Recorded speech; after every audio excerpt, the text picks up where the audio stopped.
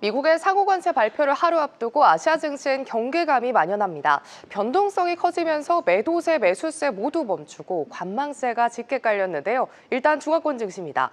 어제 오늘 중국에선 주요 경제 지표들이 공개된 가운데 경기 회복 기대감이 실리면서 지수를 밀어 올리고 있습니다. 어제 발표된 제조업 PMI도 오늘 공개된 차이신 제조업 PMI도 전월 동기 대비 상승했고요.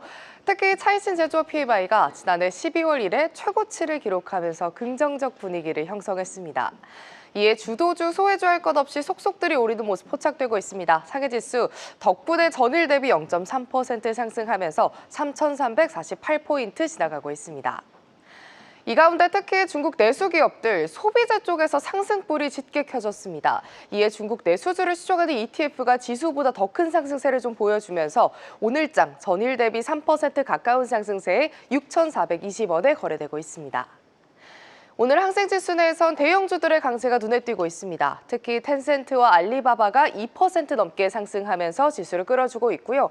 오후장에서도 탄력을 잃지 않으면서 계속해서 상승폭을 키워나가는 모습입니다. 항생지수 그래도 고점 대비 상승폭을 좀 반납하긴 했지만 여전히 0.5% 상승하면서 23,237포인트 지나가고 있습니다. 대형주 내에서도 특히 테크주들도 상승세를 보여주니 코덱스차이나 항생테크 ETF도 다시금 9,000원을 향해서 열심히 달려가는 모습입니다. 현재 전일 대비 0.8% 상승했고요. 8,825원에 거래되고 있습니다. 일본 소프트뱅크 그룹이 미국 오픈 AI에 최대 400억 달러, 한화 약 59조 원 추가 출자에 합의했습니다. 이렇게 소프트뱅크가 앞장서서 AI 육성에 힘을 쓰자 오늘 도쿄 증시에선 해당 그룹을 포함해서 AI주들이 시세를 내주는 모습 확인되고 있습니다.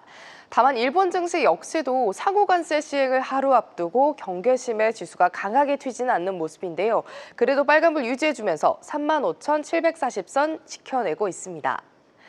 AI가 힘을 내자 움츠러주는 반도체주입니다. 이전에 같이 가던 모습과 다르게 오늘은 시소처럼 한쪽은 오르고 한쪽은 내리는 모습인데요. 에이스 일본 반도체 ETF 현재는 전일 대비 0.4% 하락하고 있습니다.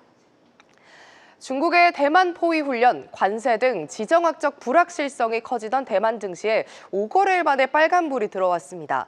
오히려 오후장 들어서도 견조하게 또 상승세를 보여주는 모습인데요.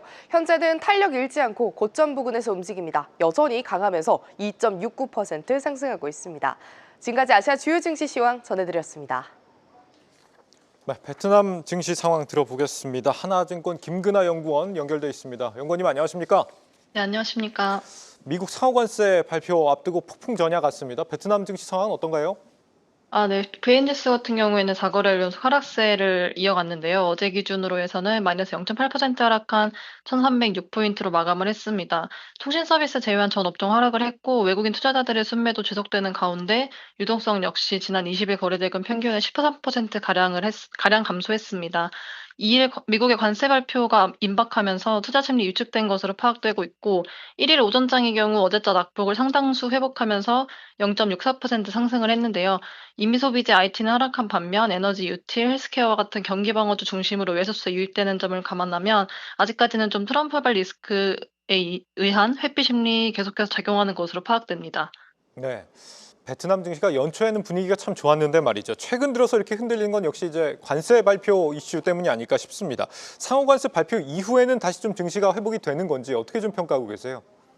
네, 아무래도 말씀 주셨던 것처럼 올해 초에 강세장의 배경으로 작용했던 이머징 격상 기대감이나 어떤 펀더멘털 개선 호재들이 이미 선반영된 상태로 지금 당장의 단기적인 상승 재료 소멸로 인한 차익 실현 매물 출회되고 있다라고 보고 있고 추가적으로 달러 대비 동환율 가치 하락 그리고 베트남이 상호관세 대상국에 포함될 가능성이 매우 높은 상황에서 트럼프의 관세 발표가 임박하는 등의 매크로 환경으로 인해서 현재 증시 하방 압력 확대되고 있다라고 보고 있습니다. 향후 전망 같은 경우에는 상호관세가 이미 예견된 악재이기 때문에 발표된 이후에 불확실성이 해소될 것으로 볼 수도 있겠습니다만 우선은 관세 시행 이후에 미국 경기 침체 우려나 글로벌 제조업 및 소비 위축 등 경제에 미칠 불확실성이 매우 큰 상황이고 이 일에 트럼프가 확정적인 내용을 발표한다기보다는 개별 국가들과의 협상 여지를 열어둘 가능성이 매우 높기 때문에 관세 시행 시점이나 강도의 변경으로 인한 불확실성 지속될 것으로 예상됩니다. 때문에 만약에 베트남이 대상국에 포함된다라는 가정을 한다면 악재가 즉각적으로 해소되지는 않을 것으로 보고 있습니다. 시진핑 중국 국가주석이 이달 안에 베트남을 또 순방한다는 거 아니겠습니까? 미국과 중국 사이에서 베트남도 이 고민이 상당할 것 같은데 어떤 포지션을 취해야 될지 말이죠. 여기에 대해서는 좀 어떻게 보고 계세요? 네, 우선 베트남 같은 경우에는 미중 양국 사이에서 그동안 대남부 외교라는 전략을 내세우면서 실리를 좀 추구를 해왔는데요. 우선 미국과 협력을 통해서 베트남이 얻을 수 있는 이익으로는 대표적으로 반도체 산업 육성입니다. 베트남은 히토류 매장량 2위이기 때문에 히토류 가공 및 수출에서 더 나아가서 반도체 공급 그리고 IT 육성을 목표로 하고 있는데, 이를 목표로 미 반도체 기업들의 투자를 적극적으로 유치를 하고 있고, 중국과 협력을 통해서는 인프라 구축을 가속화하고 있습니다. 특히 효율성이랑 정시성 등 대부분의 측면에서 뛰어난 철도 비중이 0.3%에 불과하기 때문에 베트남이 철도 인프라 건설을 좀 절실한 상황인데, 179조 동이라는 막대한 비용이 들기 때문에 현재 중국 자본 유치가 절실한 상황입니다. 베트남이 양국 사이에서 애매한 포지셔닝을 취할 수 있는 이유는 베트남이 양국에게 마찬가지로 중요한 국가이기 때문인데요. 중국한테 베트남은 정치적으로 우선 궤를 같이 하는 국가이자 1대1로 이니셔티브의 주요 파트너이고, 미국은 인도태평양 전략을 추진하면서 이러한 중국을 견제할 목적으로 베트남과 협력을 좀 강화하고 있는 추세입니다. 그래서 이번 시진핑 중국 주석의 베트남 순방에서 마찬가지로 저희가 좀 봐야 될 포인트는 미국과의 협상 여지를 넓혀야 되는 베트남이 어떤 식으로 균형을 유지하면서 이익을 챙기게 될지를 지켜봐야 될 것 같습니다. 네, 연구원님 오늘 말씀 감사하고 나중에 시간 되시면 스튜디오도 한번 나와 주십시오. 네, 감사합니다. 네, 고맙습니다. 하나증권 김근아 연구원이었습니다. 뉴스입니다. 미국 반도체 기업 글로벌 파운드리가 대만의 반도체 제조업체 마이크로 일렉트로니스와의 합병을 검토하는 걸로 전해졌습니다. 다만 일각에서는 합병 가능성에 의문을 제기했습니다. 글로벌 파운드리의 시가총액은 약 200억 달러, UMC는 약 170억 달러 수준이어서 글로벌 파운드리는 UMC를 현금으로 인수할 여력이 부족해 대규모 차입에 나서야 하기 때문입니다.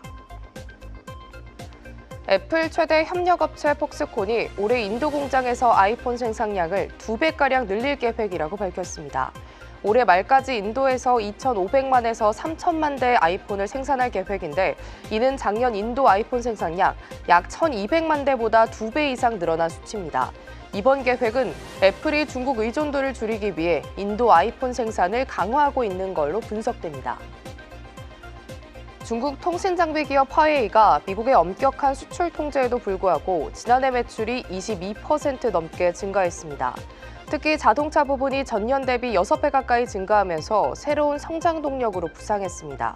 전문가들은 이번 실적 반등은 미국 제재로 타격을 입었던 소비자 가전 부분도 회복세를 보인 점이 유의미하다고 분석했습니다. 호주 중앙은행이 4월 통화정책회의에서 금리를 4.1%로 유지하기로 결정했습니다. 앞서 RBA는 지난달 금리를 낮추며 4년 만에 처음으로 금리 인하에 나섰지만 오는 5월 총선과 미국의 상호관세 발표로 신중한 태도를 유지한 걸로 분석되고 있습니다. 지금까지 아시아 주요 뉴스였습니다. 계속해서 다양한 경제 이슈를 알고 싶다면 구독과 좋아요, 알림 설정 부탁드립니다. AI 캐스터 권미정이었습니다.